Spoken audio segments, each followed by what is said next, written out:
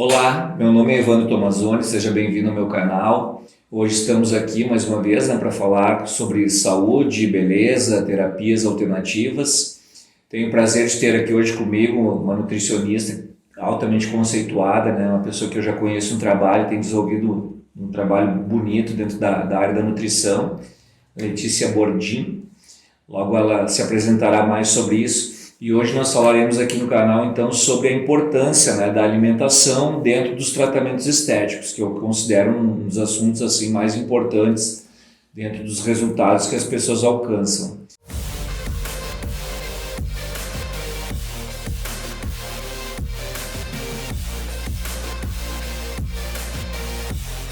Me conta um pouco sobre ti, Letícia. Quem é você? Em que área você atua? Me chamo Letícia Bordim, sou nutricionista, sou pós-graduada em obesidade e emagrecimento, iniciei pós-graduação também em nutrição esportiva e agora também estou fazendo massoterapia para incluir as terapias manuais junto aos meus atendimentos. Atualmente eu atuo na área clínica, no atendimento em consultório, em escolas de educação infantil e como responsável técnica também em indústria de alimentos. Muito bom, muito bom. Eu sou um admirador, pela área da nutrição, até porque eu entendo que praticamente tudo que somos deriva de uma alimentação, saudável ou não, Sempre costumo dizer nos meus cursos que se a pessoa não tiver o pilar da alimentação bem fundamentado, qualquer tratamento fica difícil, de conseguir o resultado que a gente espera, Mas enfim, dentro dessa linha, qual é a relação que tu vê assim, como é que tu tem visto nas tuas pacientes essa busca pela área estética e de que maneira a alimentação tem realmente esse impacto sobre os tratamentos estéticos? Então, normalmente os pacientes vêm com um combo, com diversas queixas. Por exemplo, um paciente que busca emagrecimento está com sobrepeso, então já apresenta celulite, distensão abdominal, retenção hídrica, e todos esses fatores a gente tem como driblar, como evitar e também como tratá-los através da alimentação, juntamente com outras terapias e outros tratamentos estéticos. Então, um tratamento vai ligar o outro. E para que tenham sucesso em ambos, em qualquer um deles, é preciso que os dois sejam feitos, que esses dois serviços sejam agregados. Não tem como não, Até porque todo problema que tu apresenta, ele tem um histórico, ele tem uma origem, e considerando que o alimento é um dos fatores mais importantes, normalmente a origem é alimentar. Mas também um tratamento que não tiver um aporte, um suporte durante o tratamento a nível de alimentação, também não vai ter sucesso. Então, o que tu pensa em relação a essa questão do pré, do durante, do pós? Então, dependendo do tratamento estético, existe um protocolo que a gente possa fundamentar para que seja executado. Então, por exemplo, um tratamento cirúrgico, como uma cirurgia bariátrica, é necessário que o paciente faça um tratamento pré, durante o procedimento ali, pré-operatório, pós-operatório, enfim, e que ele siga após o procedimento cirúrgico. E isso acontece em vários outros procedimentos. Então, o paciente que, por exemplo, tem retenção hídrica, ele precisa ajustar a alimentação para que durante o tratamento e após ele obtenha esses resultados e consiga seguir evitando que isso ocorra novamente. Então, acredito que a nutrição sim tem um papel importantíssimo antes, durante e depois. Mas para cada processo, para cada indivíduo, há um protocolo individualizado, todo personalizado para aquele paciente, para aquele procedimento que vai ser realizado. Eu vi também numa das tuas postagens, das tuas publicações, que tu, enfim, presta o serviço tanto a nível do estabelecimento próprio na tua clínica, como também a domicílio, que eu achei uma coisa assim interessante, até porque existem pessoas com dificuldade de locomoção e de que outra maneira tu oferece os teus atendimentos. Existe também uma coisa muito forte, já te corroborando, de pessoas que atendem em clínicas de estética, onde o nutricionista muitas vezes ele não é um funcionário da clínica, mas em um determinado dia da semana ele vai lá e presta esses atendimentos. O que tu acha sobre isso? Então vamos lá, eu atendo de forma online, que foi uma modalidade que nos foi permitida através da pandemia e que teve muito sucesso. Então hoje cada vez mais as pessoas buscam também estar sendo atendidas no conforto de seus lares, então através da online, através do home care e também de forma presencial no consultório. Claro que o nosso tema hoje é um tema mais entre a relação da alimentação e estética, mas Quais são as outras alterações clínicas, os outros comprometimentos a nível de saúde que tu percebe assim, nos teus atendimentos que as pessoas têm apresentado cada vez mais em função da alimentação que a gente ingere hoje? Dentre os sintomas mais relatados no consultório, são sintomas relacionados ao trato gastrointestinal. Então, absorção de nutrientes, distensão abdominal, sintomas como azia, e todos esses sintomas, obviamente, estão diretamente ligados com a alimentação. Então, através de uma mudança alimentar, muitas vezes pequena, muitas vezes simples, a gente já consegue driblar. Então, outros sintomas também, que são, na verdade, patologias recorrentes, a alimentação, como diabetes, hipertensão, a esteatose hepática, então são patologias que estão diretamente ligadas, que com mudanças alimentares, com exercício físico e outras terapias, a gente consegue estar amenizando e cuidando desse problema, claro, em conjunto com a área médica.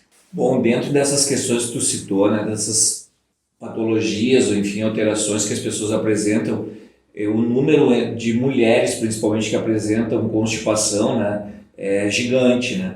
O que tu poderia dar como sugestão nessa questão, assim, o que tu aborda mais para as pessoas que têm intestino preso? É uma investigação nutricional, né? Quando eu realizo a anamnese, questiono todo um recordatório 24 horas da pessoa para ver o que ela está consumindo, para que eu possa fazer uma avaliação da alimentação, o que a gente pode mudar. Então, normalmente, essa pessoa está com um consumo deficiente de fibras, alto consumo de alimentos ultraprocessados, industrializados, e também não pratica exercícios físicos. Então, o que a gente inicia?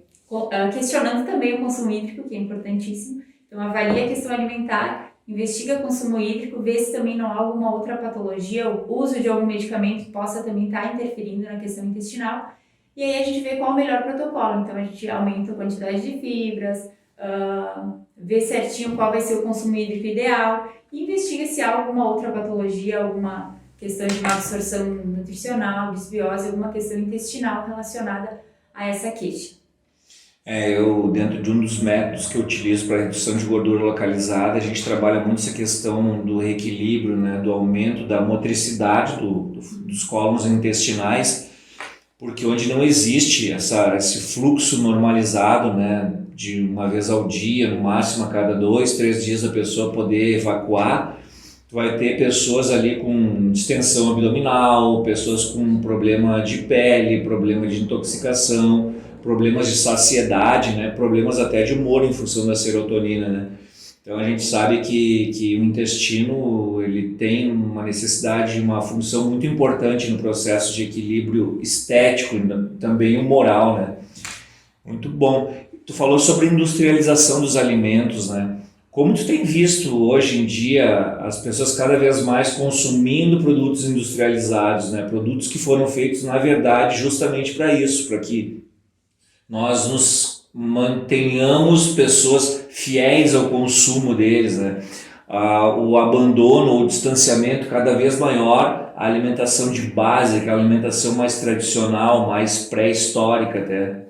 O consumo aumentado, né, elevado desses alimentos ultraprocessados, a gente vê no consultório o resultado, né? Então, o excesso de pessoas vindo com hipertensão, com diabetes, com problemas no fígado. Então, isso tudo deriva do alto consumo desses alimentos. Então, o que acontece? Muitas vezes pela praticidade, por ser um alimento rápido, mais palatável, obviamente, porque ele tem infinidade de aditivos alimentares. Mais palatáveis, enfim, tem um sabor muito mais aguçado em relação aos produtos naturais. Isso, então, devido a esses aditivos, devido à facilidade de consumo, muitas vezes até por algum custo, né? Então, vai, por exemplo, comprar um macarrão instantâneo, vai pagar R$2. Vai comprar 1 quilo de castanha, R$100. Claro que as proporções são diferentes, a recomendação de consumo é diferente, mas muitas pessoas acabam preferindo, numa noite que chegam cansadas em casa, fazer uma massa instantânea e servir, sem ter uma salada de acompanhamento, sem consumir uma proteína de alto valor biológico, um carboidrato de qualidade. Então, muitas vezes as pessoas, para não ter que descascar, para não ter que tirar 5, 10 minutinhos para produzir um alimento saudável, elas acabam optando pelo mais palatável, pelo mais rápido, mais barato, mais prático, enfim. Isso tudo vai refletir na saúde, se não agora, em algum momento, com certeza vai estar prejudicando. Isso sem dúvida é uma dura realidade, né? Se a gente fizesse literalmente o descasque mais e desembale menos, né? Desenlate menos, o mundo seria bem diferente, né? Mas realmente em função dessa correria do dia a dia que a gente enfrenta, esse estresse, essa pressão, essa cobrança por resultado que o mundo atual nos impõe, né? Gera um pouco disso, né? Essa necessidade de coisas mais rápidas, mas que na verdade, assim, é aquela história, se tu não investir em saúde, tu vai acabar investindo em doença, né? Então tudo é uma questão de condicionamento mental, de ajuste, de mudança de hábito, né? De a gente entender que às vezes o que pode parecer perda de tempo agora, no futuro vai acabar sendo um ganho de tempo e de saúde, né? Que talvez se não fizer isso não tenha volta. Bom, Letícia, então uma coisa que me chamou a atenção, né, nos teus trabalhos de divulgação nas tuas redes é que tu comenta que tu procura fazer um trabalho de nutrição um pouco mais humanizado, né, tentando entender as dificuldades de cada paciente. E na minha visão, assim, se tu não entender as dificuldades de alguém, essa pessoa talvez não vá aderir à tua forma de tratamento. Como é que tu trata? Qual é o teu processo, tua metodologia de atendimento? Bom, então eu procuro trabalhar com atendimento humanizado, como tu comentastes.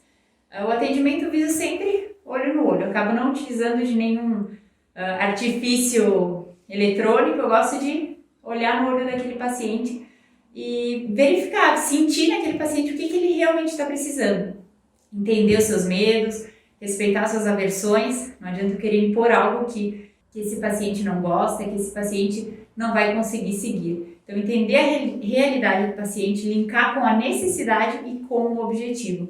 Nos meus planejamentos alimentares, sempre respeito as individualidades daquele paciente. Então, procuro colocar alimentos que a gente encontra em qualquer supermercado, não alimentos difíceis como a berinjela azul de Belém. Então, gosto sempre de ter a comida de verdade. Então, no meu planejamento, o paciente vai encontrar arroz, feijão, carne, leguminosas. Claro que a gente insere alguns alimentos mais funcionais, um alto poder nutritivo, que às vezes o paciente não tem o hábito de consumir, como as oleaginosas. Então, mas nada de muito diferente, porque se aquele paciente tiver dificuldade de encontrar um alimento, isso já é um empecilho para que ele siga nessa mudança alimentar. Então, eu não trabalho com protocolos muito bruscos, muito restritivos. Eu gosto de trabalhar com a minha metodologia de que esse paciente consiga seguir e que gere uma constância, que seja algo que ele consiga seguir dali em diante, não só em um determinado momento da vida dele. Então essa é a forma que eu costumo trabalhar.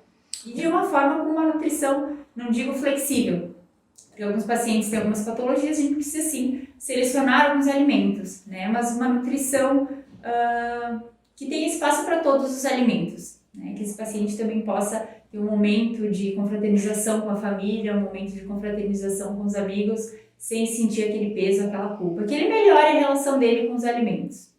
Uma ideia super bem embasada, né? Tu falou em alguns momentos sobre hábito, né? E na verdade é isso, tu está tratando de uma reeducação alimentar, né? Não de uma dieta, de uma coisa que a pessoa vai ter que recondicionar e introduzir como um perfil, como um novo hábito para a sua vida. E eu acho justamente isso, a gente tem que entender que as pessoas têm vida social, que elas têm poder aquisitivo, que elas têm um gosto alimentar, enfim, e que se tu criar uma dificuldade realmente, onde eu olhe para aquilo e vejo aquilo como um fardo na minha vida, a primeira coisa que eu vou pensar é em encerrar o tratamento, né? Muito bem, para a gente ir finalizando então, legal esse nosso bate-papo, eu quero falar um outro dia contigo sobre essa questão da alimentação ligada à área esportiva, à área do esporte. A gente pode marcar um outro momento para trocar uma ideia sobre isso, até porque na minha área a gente tem muitos profissionais, né, muitos massoterapeutas, muitos terapeutas alternativos que trabalham com atletas, né? Mas isso a gente deixa para um outro dia. Para a gente ir finalizando, assim, o que tu poderia deixar assim, como mensagem, como dica assim, alimentar, né? Um panorama bem básico, assim. Claro que cada indivíduo é um indivíduo, cada pessoa precisa de uma anamnese específica, um tratamento personalizado, mas de uma maneira geral que poderia servir para todas as pessoas. Vamos lá. Então, existem alguns tópicos bem importantes. Então, primeiro, tu já comentou antes, desembalar menos e descascar mais. Então, que a gente passe a reduzir o consumo desses alimentos ultraprocessados. Alguns, sim, a gente faz uso, são minimamente processados, como arroz, como leite. Então, a gente não vê problema nesses alimentos. Mas que a gente evite aquele salgadinho, aquele hambúrguer pronto, enfim, esse tipo de alimentos. Outro ponto também, ingestão hídrica. Então, está consumindo aí menos de 1 litro, então já tem que dar uma caprichadinha a mais aos pouquinhos e aumentando, quem tem o hábito de consumir pouco. Ingerir proteínas de alto valor biológico, então as carnes, os ovos, as leguminosas também, os feijões, ervilhas, que são muito importantes. Selecionar os carboidratos, preferir os carboidratos complexos, que são os alimentos na sua forma integral. Aumentar o consumo de frutas, pelo menos até umas 3 porções ali no dia, preferir sempre as da estação, porque a gente vai estar garantindo um aporte mais adequado de micronutrientes, então, que vão atuar na nossa imunidade, na nossa pele, no nosso cabelo. Então, a alimentação como um todo alimento tem um porquê. Então, é preciso que todos eles estejam em equilíbrio para que nosso corpo também esteja em equilíbrio. Muito bom, dicas valiosíssimas, né? Esse é um assunto que, enfim, como eu te falei lá no início, ele me encanta, eu acho fundamental para todos os processos, inclusive de pensamento, né, uma alimentação saudável. Muito bom, então quero te agradecer, Letícia. Acho que foi um papo assim que vai poder acrescentar alguma informação na vida de quem trabalha na área da saúde, de uma maneira geral, também para as pessoas que simplesmente querem tomar alguns cuidados. E para aquelas que pensam em iniciar um tratamento, que antes de iniciar o tratamento estético, elas já procurem desenvolver um senso, um pensamento, uma ideia de que não existe mágica. Na verdade, fazer um vínculo com alguma mudança alimentar é extremamente necessário. Eu conheço vários tratamentos estéticos, vários procedimentos cirúrgicos, vários equipamentos de estética corporal e facial, e a gente sabe que a origem de tudo ela está no pensamento e na alimentação que a pessoa ingere. Então a gente vai em outros momentos falar sobre outros tipos de reeducação alimentar na linha da paleolítica, na linha da low carb ou outras pirâmides, enfim, não sei exatamente qual é o teu pensamento sobre isso, mas esse é um assunto que fica para a próxima vez. Eu quero que tu te divulgue tuas redes aí, quais são as tuas redes, porque é uma pessoa super ativa. E, aliás, isso foi uma das coisas que me fez te trazer aqui, né? Porque eu costumo dizer que de boas intenções o inferno está cheio, né? E se a pessoa, na verdade, só tiver boas intenções, mas não se promove, não evolui, não divulga o seu trabalho, às vezes ela é uma ótima profissional, mas acaba meio que ficando no anonimato. Então, fala para nós em tuas redes aí e obrigado mais uma vez. Obrigada eu pelo convite, é um prazer estar aqui compartilhando essas informações, essa conversa contigo, essa troca de conhecimento.